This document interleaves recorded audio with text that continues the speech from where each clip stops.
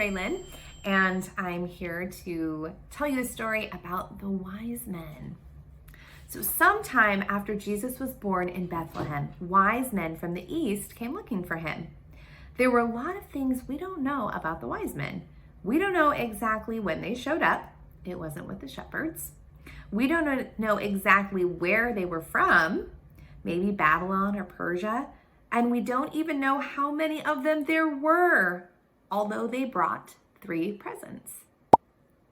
But what we do know about the wise men is what matters most. They came to worship Jesus. They saw a star, perhaps some kind of a comet in the sky, and they knew that a heavenly king had been born. The wise men weren't kings themselves. They were magi, astrologers, and priests from a pagan land. They may not have known much about the Bible, but somehow they were much closer to the truth from a distant country than King Herod was right in Jerusalem. Herod should have been happy to hear about the birth of Jesus. He should have thrown a party for the long-awaited Messiah, but instead of a party, Herod started to plan and plot and scheme.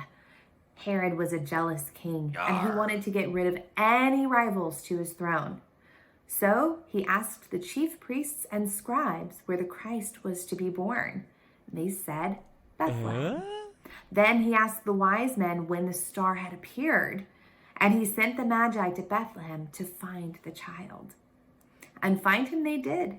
And when they did, the Bible says they were rejoiced exceedingly with great joy. That means they were really extremely super duper happy. They found Jesus with his mother, Mary, and they fell down and worshiped him. It was just like the prophets had foretold. Nations would come to his light, and nations would bow down before him. Then the wise men gave Jesus their 3 gifts. No dinosaur toys, no video games, no building blocks to play with, just gold, frankincense, and myrrh. Happy wise men, and smart too. Herod said he wanted to meet the baby so that he could worship them, but the Magi weren't so sure. Herod didn't seem like the kind of guy to worship anyone but himself.